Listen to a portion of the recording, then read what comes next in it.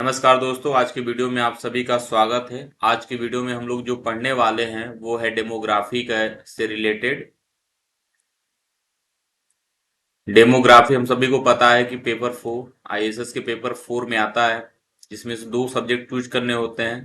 तो उसमें से मैं जो पहला चूज किया हूँ वो है डेमोग्राफी और दूसरा है मल्टीवेरिएट एनालिसिस। तो इन सब की लेक्चर 1 बाय 1 आएगी।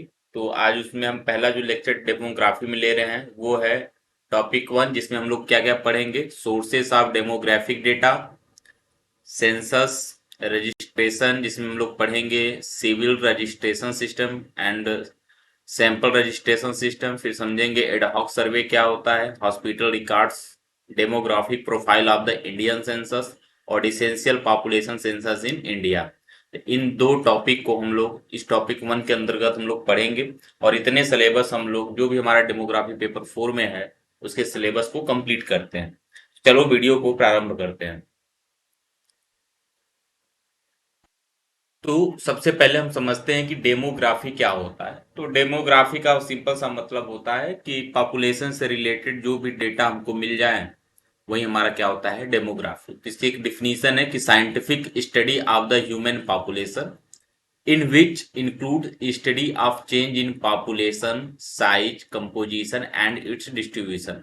इसका मतलब यही है कि आपका जो पॉपुलेशन है उसमें क्या क्या चेंजेज आ रही हैं रिगार्डिंग उसके साइज के, कितना ये इंक्रीज कर रहा है। जैसे मान लीजिए 2022 में कुछ पॉपुलेशन है तो 2033 में क्या पॉपुलेशन होंगी, तो इसके लिए कौन कौन से फैक्टर जिम्मेदार होंगे, तो कैसे पॉपुलेशन मेरा इंक्रीज कर रहा है डिक्रीज कर रहा है। कंपोजिशन की जो हमारा पॉपुलेशन साइज है या जो पॉपुलेशन है उस किस सेक्स एंड एज क्या है, मतलब मेल हैं फीमेल हैं, किस उम्र के हैं, 30 ईयर के हैं या 33 ईयर्स के हैं। और फिर थर्ड की हम लोग बात करेंगे डिस्ट्रीब्यूशन की, टेरिटरी क्या ले रहे हैं हम लोग। मान लीजिए कि हमने इंडिया में उत्तर प्रदेश की हमने पॉपुलेशन की बात की तो हमारी टेरिटरी क्या हो जाएगी, यहाँ पे उत्तर प्रदेश की बाउंड्री हो जाएगी। तो डेमोग्राफी में हम लोग क्या करते हैं, ह्यूमन पॉपुलेशन के बारे में मेजर करते हैं और ये देखते हैं कि ये कैसे चेंज होता है और इसकी उसमें पॉपुलेशन में सेक्स एंड एज क्या और टेरिटरी क्या है। अब हम समझते हैं कि इम्पोर्टेंस ऑफ डेमोग्राफिक डेटा, कि डेमोग्राफिक डेटा का क्या इम्पोर्टेंस है, महत्व है। तो पहला ये कि health status of a community depends upon the dynamic relationship between number of people, their composition and distribution. Second one है कि planning of health services can be guided by demographic variable. जैसे हम लोग हेल्थ सर्विसेज में कितने number of bed होने चाहिए, कितने ब्लड सैंपल लेने के लिए लैब होनी चाहिए, तो इन सब को हम लोग बता सकते हैं, हम लोग उसके लिए व्यवस्था कर सकते हैं अगर हमको डेमोग्राफिक डेटा के बारे में पता हो कि एक पार्टिकुलर जगह पे कितनी पॉपुलेशन है, इसमें कितने डिजीज हो रहे हैं, कितने लोग बीमार हो रहे हैं। ठीक है, तो on the basis of that कितनी रिक्वायरमेंट है तो हम लोग हेल्थ इंफ्रास्ट्रक्चर क्रिएट कर सकते हैं। जैसे example, how many health units do we need. अब हम लोग हैं कि स्कोप ऑफ डेमोग्राफी, तो क्या स्कोप हो सकता है कि population is constantly changing over time, components of change are birth death and migration. जो जनरली पॉपुलेशन में चेंजेस होता है वो किसकी वजह से होता है, बर्थ की वजह से हो सकता है, डेथ की वजह से हो सकता है, माइग्रेशन यानी कि जब कोई पॉपुलेशन एक स्थान से दूसरे स्थान पे चला जाता है कोई कार्य के लिए या किसी भी स्कूल एजुकेशन के लिए, एम्प्लॉयमेंट के लिए, तो इसको बोलते हैं माइग्रेशन। तो पॉपुलेशन में चेंजेस किन की वजह से हो सकता है, बर्थ की वजह से हो सकता है, डेथ की वजह से हो सकता है, माइग्रेशन की वजह से हो सकता है। फिर one generation will be replaced by another younger generation, movement of people from place to place in फ्यूएस चेंजेस। कहने मतलब डेमोग्राफी के स्कोप में हम लोग क्या क्या, डेमोग्राफी में हमको तीन चीज पढ़ना है। पहला उसका क्या, composition, population size and distribution, ये थ्री चीज है। ठीक है, तो अब स्कोप में हम देखेंगे कि कैसे हमारा पॉपुलेशन चेंज करेगा। ठीक है ना, किन किन वजहों से कर सकेगा। एक तो हो गया बर्थ डेथ माइग्रेशन, दूसरा जो हमारा ओल्डर जनरेशन वो यंगर जनरेशन से रिप्लेस होगा, तीसरा जब वो माइग्रेट करेंगे, जब एक जगह से दूसरे जगह पे जाएंगे तो उससे क्या हमारे पॉपुलेशन में चेंजेज होगा। इन सारे स्टडी को हम लोग डेमोग्राफी में करते हैं। अच्छा, डेमोग्राफी में कौन क्या क्या प्रोसेस होते हैं, तो उसमें जनरली 5 प्रोसेस होते हैं, जिसमें फर्टिलिटी जो बर्थ से रिलेटेड होता है, दूसरा मैरिज, तीसरा मोर्टालिटी, चौथा है माइग्रेशन और पांचवा है सोशल मोबिलिटी। ये पूरी थ्योरेटिकल है, तो इसमें उतनी कुछ समझने की जरूरत नहीं है, बस बेसिक बेसिक आप लोग समझ लीजिए। मैंने पूरी डिटेल्ड यहाँ पे अच्छे से लिख रखा है। अब है डेटा ऑफ डेमोग्राफी की कौन कौन से डेमोग्राफी के अंदर डेटा हम लोग कंसीडर या स्टडी करते हैं, किससे रिलेटेड करते हैं। तो जैसे size and composition of population, economic activity जैसे एम्प्लॉयमेंट एंड एम्प्लॉयमेंट से related data, literacy and education से related data, housing and household जैसे सेंसस में आप लोग को याद होगा कि हम लोग 2 फेज में करते हैं। एक होता है हमारा हाउस लिस्टिंग वाला फर्स्ट पेज में, और सेकंड होता है पॉपुलेशन इन्यूमरेशन। फिर है अर्बनाइजेशन से रिलेटेड डेटा, फिर फर्टिलिटी एंड मोर्टालिटी से related data, caste and tribe से related data, language, religion and migration, इन सारे से रिलेटेड डेटा हम लोग डेमोग्राफी के अंदर कंसीडर करते हैं, स्टडी करते हैं।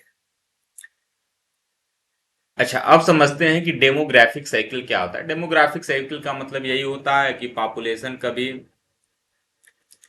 कभी पॉपुलेशन हाई होगी, तो कभी मीडियम में होगी, तो कभी लो होगी। ठीक है, तो इस चक्र को हम लोग एक साइकिल के फॉर्म में देखते हैं। ऐसा तो है नहीं कि अगर हाई है तो अचानक से ये पॉपुलेशन लो हो जाएगा, ऐसा तो हो नहीं सकता। कुछ स्टेजेज होंगे हाई से लो आने में और लो से हाई की जाने में। तो कुछ साइकिल के माध्यम से होता है, तो उसमें 5 स्टेजेज होती हैं डेमोग्राफिक साइकिल में, जैसे first stage, second, third, fourth and fifth. तो पहले स्टेज को जो बोला जाता है कि no any change in population, मतलब पहले स्टेज में कोई भी पॉपुलेशन में चेंजेस नहीं होता है। अगर ये 100 यूनिट का पॉपुलेशन है तो ये 100 का 100 ही रहता है। इस टाइप के डेमोग्राफिक साइकिल को हम लोग बोलते हैं हाई स्टेशनरी। इस केस में जो हमारा बर्थ रेट होता है वो भी हाई होता है, और डेथ रेट भी क्या होता है, हाई। दोनों एक ही रेट से बर्थ और डेथ अकर होता है, तो इस केस को हम लोग बोलते हैं हाई स्टेशनरी, जिसको बोलते हैं फर्स्ट स्टेज। इस स्टेज में कोई भी पॉपुलेशन में चेंज नहीं होता है। सेकेंड स्टेज को हम लोग बोलते हैं अर्ली एक्सपेंडिंग, यानी इनिशियल इंक्रीज इन पॉपुलेशन। अच्छा, एक चीज तो हम लोग को कंफर्म है कि पॉपुलेशन में तभी इंक्रीज होगा जब हमारा बर्थ क्या हो, ज्यादा अकर हो रहा हो। ठीक है, नंबर ऑफ बर्थ अधिक हो रहा हो, और हमारा जो डेथ है वो घट रहा हो, डिक्रीज कर रहा हो।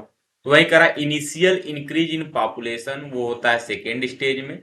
और इसको हम लोग बोलते हैं अर्ली एक्सपेंडिंग, जिसमें बर्थ रेट क्या होता है, नो चेंज, मतलब जिस रेट से वो हाई था पहले केस में, इसमें कोई भी परिवर्तन नहीं होता है। अच्छा, ये इनिशियल इंक्रीज मतलब जो पहले मान लीजिए 100 था तो अब ये इंक्रीज कर रहा है। ठीक है, तो जब हमारा इंक्रीज का मतलब क्या है, अगर ये चेंज नहीं हो रहा है तो हमारा डेथ क्या आना है, डेथ रेट डिक्रीज करना चाहिए, स्टार्ट डिक्रीजिंग। थर्ड फेज को हम लोग बोलते हैं, स्टेज को बोलते हैं लेट एक्सपेंडिंग। इस केस में क्या होता है कि continue in increasing in population, तो हमारा पॉपुलेशन इस वाली स्टेज में भी क्या होता है, लेट एक्सपेंडिंग में भी इंक्रीज करता है। लेकिन इस केस में हमारा जो बर्थ रेट होता है बिगिन टू डिक्लाइन, धीरे धीरे कम होता है, और साथ ही साथ हमारा डेथ रेट भी क्या होता है, डिक्रीज करता है। जो अगला स्टेज है वो है फोर्थ स्टेज, जिसको बोलते हैं स्टेबिलिटी। ठीक है, इसको बोलते हैं लो स्टेशनरी। इस केस में लो बर्थ रेट, मतलब जो बर्थ रेट बहुत लो होता है, और डेथ रेट भी क्या होता है, लो होता है। और लास्ट में है फिफ्थ स्टेज, जिसको बोलते हैं डिक्लाइनिंग। ये होता है फॉल इन पॉपुलेशन, मतलब पॉपुलेशन डिक्रीज करता है। तो इस केस में इट्स ऑब्वियस कि बर्थ रेट आपका क्या होगा, लोअर होगा, और डेथ रेट आपका क्या होगा, हाई होगा। तो ये रहा पूरा डेमोग्राफिक साइकिल। जैसे यहाँ पे देख सकते हैं कि हाई स्टेशनरी था, फिर उसके बाद अर्ली एक्सपेंडिंग, फिर लेट एक्सपेंडिंग, फिर लो स्टेशनरी, फिर देन डिक्लाइन। ये पूरी साइकिल चलती रहती है। ये रही डेमोग्राफिक साइकिल। अच्छा, अब हम देखते हैं यूजेज ऑफ डेमोग्राफिक डेटा, कि डेमोग्राफिक डेटा का कहाँ कहाँ यूज होता है। तो formulating marketing and product strategy to know about market size. दूसरा है for conducting economic analysis, employment data to know employment status, GDP gives the consumption pattern across the society. फिर अगला इसका जो यूज है वो है फॉर्मिंग गवर्नमेंट पॉलिसीज। अगर गवर्नमेंट को पता हो कि इस प्लेस पे यूपी में इतनी पॉपुलेशन है, और उस स्टेट में भी अगर एक डिस्ट्रिक्ट की बात करें यहाँ इतनी पॉपुलेशन है, तो उसके हिसाब से गवर्नमेंट अपनी पॉलिसीज बना सकता है। तो population census and economic surveys to understand the state of poverty. Poverty से रिलेटेड वो समझ सकते हैं कि कितनी वहां पे पॉवर्टी है, उसके हिसाब से वो मेजर ले सकते हैं और अच्छे कदम उठा सकते हैं।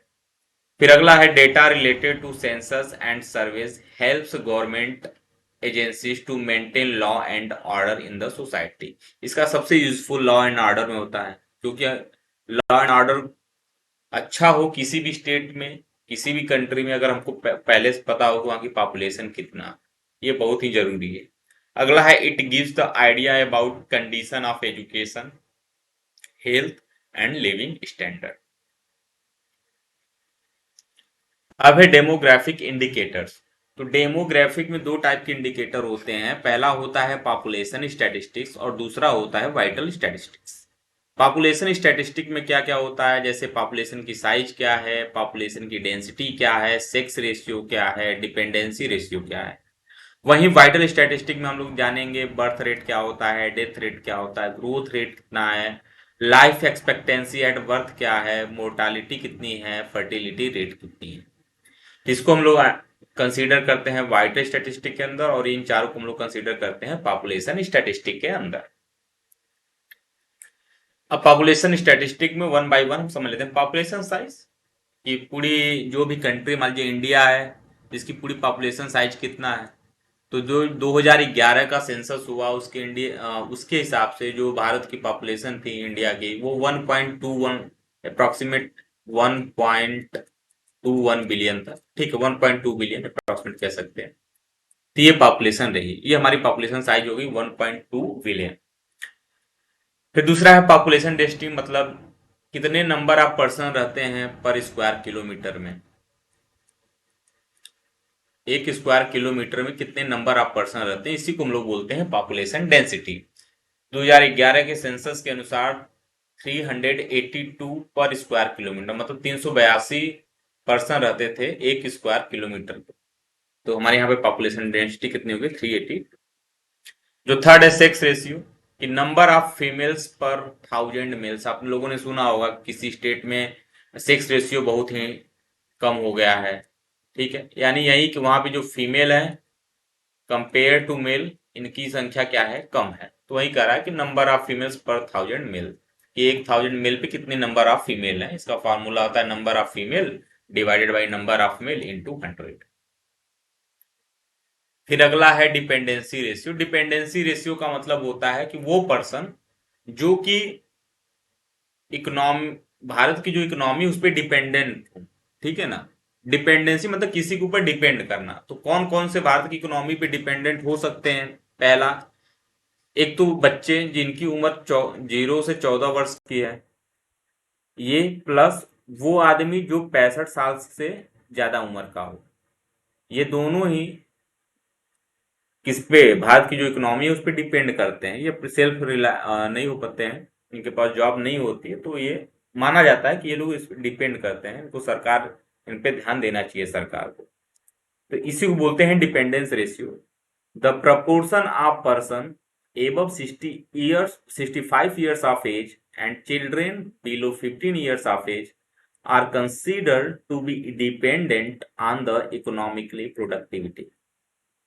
इसका फार्मूला होता है total dependency ratio equal to children 0 to 14 years plus population more than 65 years divided by population in between 15 to 64 years, क्योंकि यही प्रोडक्टिव होंगे, जो भी काम करेंगे, जो भी जीडीपी में ग्रोथ लाएंगे, वो यही होंगे, इसी उम्र के लोग होंगे। ठीक है, तो इन्हीं पे ये कहीं ना कहीं डिपेंड करेंगे। तो वही बता रहा है कि पॉपुलेशन 15 to 64 ईयर्स इंटू 100, ये है टोटल डिपेंडेंसी रेशियो।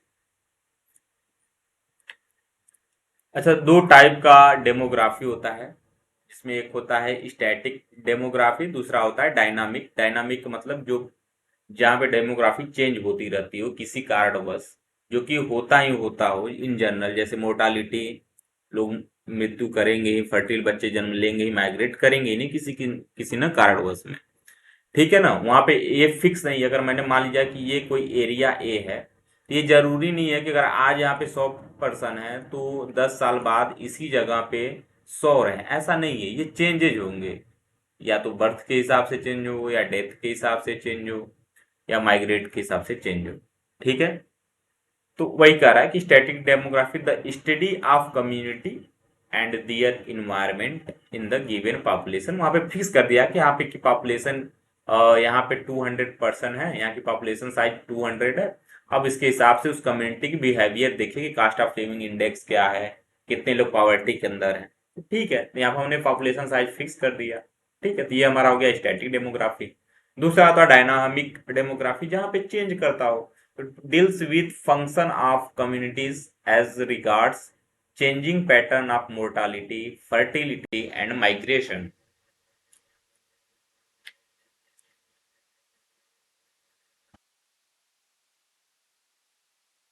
अब है सोर्सेस ऑफ डेमोग्राफिक डेटा। अच्छा, हमने इसके पहले देखा कि दो डिवीजन में हमने क्रिएट किया था, एक था पॉपुलेशन स्टैटिस्टिक और दूसरा है वाइटल स्टैटिस्टिक। ठीक है, तो पॉपुलेशन स्टैटिस्टिक मैंने 4 पढ़ लिया। अब हमको पढ़ना है वाइटल स्टैटिस्टिक के 4-5 जितने भी पार्ट आए, मतलब birth rate, death rate, fertility, mortality. तो हम लोग अब यही वाइटल स्टैटिस्टिक ही पूरा कवर करेंगे। ठीक, तो अभी कुछ देर बाद आएगा। तो अब है सोर्सेस ऑफ डेमोग्राफिक डेटा। तो कौन कौन से डेमोग्राफिक डेटा के सोर्स हैं, ठीक है ना, कहाँ से आप प्राप्त कर सकते हो, तो उनको प्राप्त करने के लिए कुछ हैं मेथड, देख लेते हैं। तो demographic data is a statistical information about a population characteristic. There are 3 primarily and traditional source of demographic data. Generally जो 3 है वो प्राइमरीली मुख्यतः बहुत इंपॉर्टेंट है, जिसमें जैसे है पहला द सेंसस, दूसरा है रजिस्ट्रेशन सीआरएस, तीसरा है सैंपल सर्वे या डेमोग्राफिक सर्वे। ठीक है, तो हम लोग पूरे जो देखेंगे सोर्सेज ऑफ डेमोग्राफिक डेटा में, पहला तो सेंसस हो जाएगा, दूसरा रजिस्ट्रेशन। रजिस्ट्रेशन में दो होंगे, एक वन होगा सिविल रजिस्ट्रेशन सिस्टम। फिर हम देखेंगे कि एनएसएसओ जो sample survey, national sample survey का कंडक्ट कराता है, वो देखेंगे। फिर हम लोग देखेंगे सैंपल रजिस्ट्रेशन सिस्टम। उसके बाद हम लोग देखेंगे एडहॉक सर्वे। फिर देखेंगे उसके बाद हॉस्पिटल रिकॉर्ड। फिर देखेंगे हेल्थ सर्वे। हेल्थ सर्वे में होगा national family health survey, district level household survey, annual health survey, और लास्ट में हम लोग देखेंगे administrative records.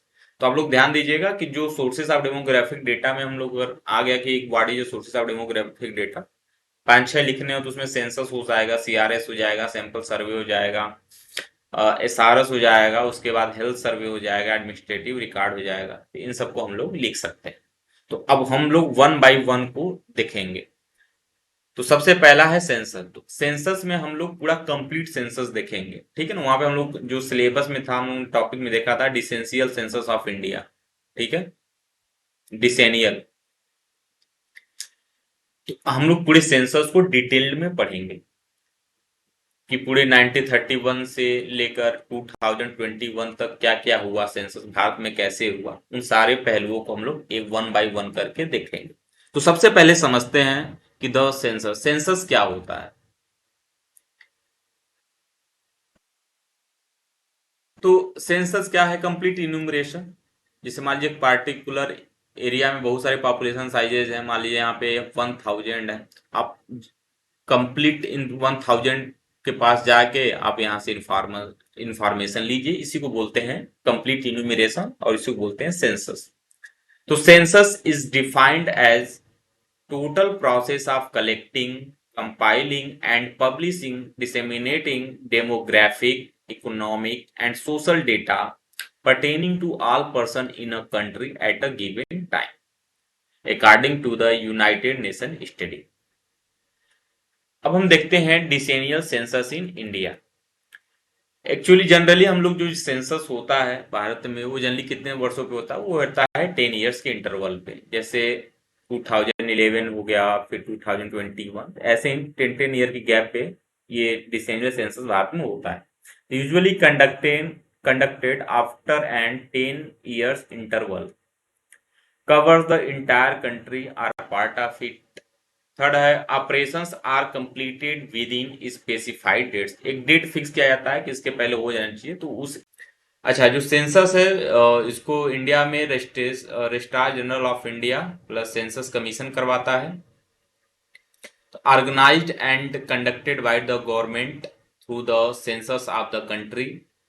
For conducting the census a reference period is determined by the census commission at that point of time। अगला point है कि a household और family is treated as unit. तो जो भी हमारा हाउस होल्ड होगा उसमें या उसमें जितने नंबर ऑफ फैमिली हैं, ठीक है ना, उसको हम लोग एक यूनिट की तरह ट्रीट करते हैं। उसके बाद हम लोग प्रिपेयर करते हैं schedules, list of house hold in each area. ठीक है, हर एक एरिया में हम लोग स्केड्यूल और जो लिस्ट है हाउस होल्ड का उसको प्रिपेयर करते हैं। फिर उसके बाद the field of census schedules are collected, जो भी हमारा जो स्केड्यूल फिल कर दिया गया है उसको हम लोग कलेक्ट करेंगे, फिर एग्जामिन करेंगे, फिर सेंसस कमीशन वो क्या करता है, एनालाइज करता है। सेंसस कमीशन तीनों कार्य करता है, collect, examine and analyze by the census. Collect जो न्यूमरेटर करते हैं, डिस्ट्रिक्ट ऑफिसर करते हैं, उस सबके थ्रू ये प्रोसेस होता जाता है। जैसे देखिए पहले न्यूमरेटर होते हैं, फिर उसका डिस्ट्रिक्ट ऑफिसर होते हैं, उसके बाद स्टेट गवर्नमेंट हेडक्वार्टर के पास जाता है, फिर ये ऑफिस ऑफ रजिस्ट्रार जनरल को भेजता है सेंसस कमीशन को, फिर वो उसको एनालाइज करके पब्लिश करता है। The census data are publish for calculation.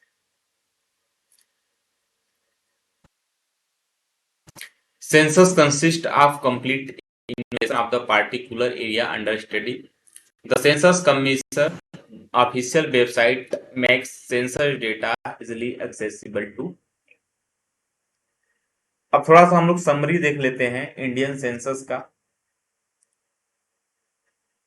कि कब क्या क्या हुआ था। तो पहला है इसमें कि जो summary of census in India कि the modern Indian census is a colonial induction. It evolves in India between 1865 and 1872। The first census in modern India is completed in the year 1872। जो मॉडर्न इंडिया में जो पहला census complete किया गया वो किसमें हुआ था, 1872 यानी 1872 को। In different parts of the country at different point of time.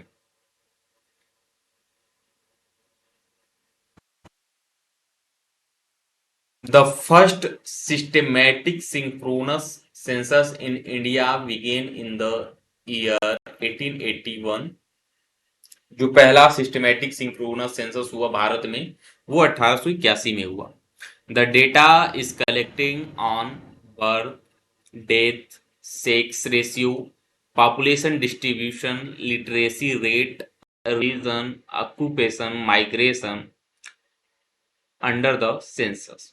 तो इन सारे पहलुओं पर डेटा कलेक्ट किया जाता है सेंसस थ्रू, जिसमें हम बर्थ है, डेथ है, sex ratio, population distribution, literacy rate, religion, migration, इन सारे पहलुओं पर डेटा कलेक्ट किया जाता है। The most recent census is 2011 is the 15th in the series of Indian census that begin in 1872।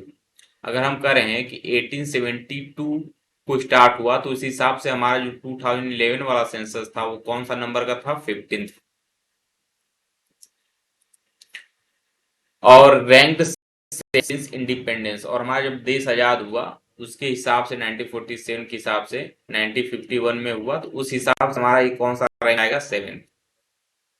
Population census is conducted by registrar general of India and census commission of India.